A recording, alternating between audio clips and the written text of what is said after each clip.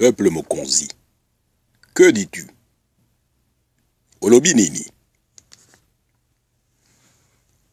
En République démocratique du Congo, il y a deux types de personnes. Ceux qui dirigent et ceux qui sont dirigés. Ceux qui vivent bien et ceux qui souffrent. Ceux qui vivent de l'argent de l'État et ceux qui ne vivent que de la sueur de leur front. Les premiers sont censés travailler pour tout le monde. Ils ne représentent même pas 1% de la population et jouissent de la presque totalité des richesses. Les seconds, les plus nombreux, partagent à peine une portion congrue de la richesse nationale. C'est le peuple.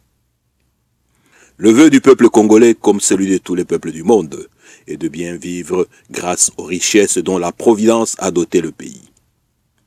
Plus le temps passe, plus on se rend compte que cette situation d'inégalité arrange ceux qui se nourrissent aux mamelles de l'effort du plus grand nombre.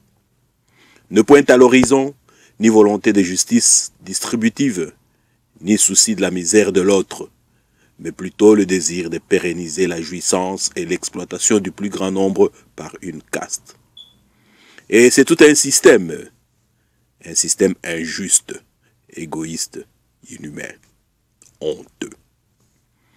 Depuis 1989, le peuple congolais s'est engagé dans un processus pour le bien-être de tous.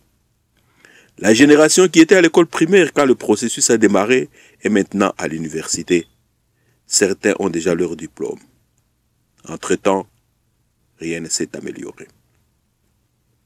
Ces jeunes, témoins des turpitudes de la classe politique, sont le nouvel électorat. Ils n'ont tiré aucune dividende de la situation. Bien au contraire. Le peuple doit-il continuer à attendre? Attendre quoi? Les convulsions politiques actuelles ne sont-elles pas dans la continuation de ce que vit le pays depuis plus de 10 ans? N'est-il pas temps pour le peuple de prendre sa destinée en main? Une minorité doit-elle indéfiniment régenter en mal et sans scrupule le sort des millions d'autres?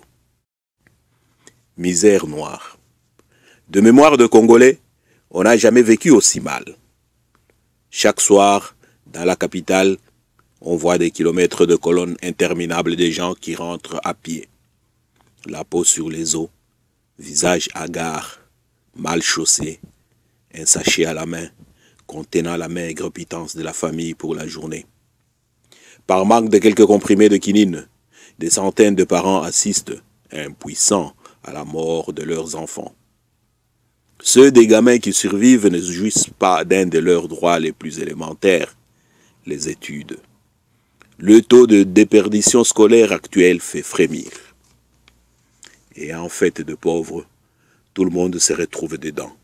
Analphabètes, ouvriers, fonctionnaires, médecins, professeurs, juristes et même anciens dignitaires des différents régimes.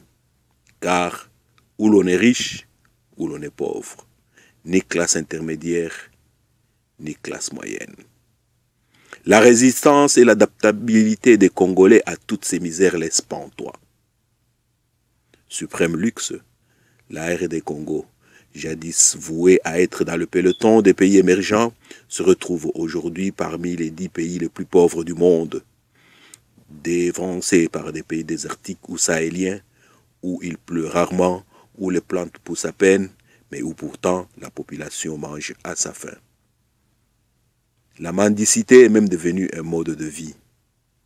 C'est ainsi que la réception des dons et autres libéralités de la communauté internationale est désormais considérée comme une prouesse politique et diplomatique par les gouvernants, alors qu'il ne s'agit tout bonnement que de mendicité à un niveau officiel.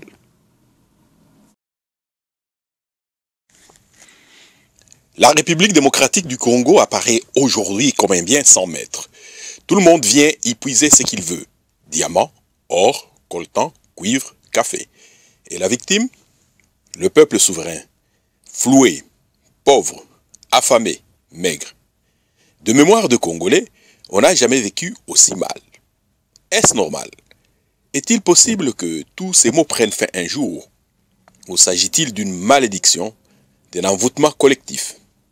Et le peuple lui-même, que pense-t-il? Que veut-il?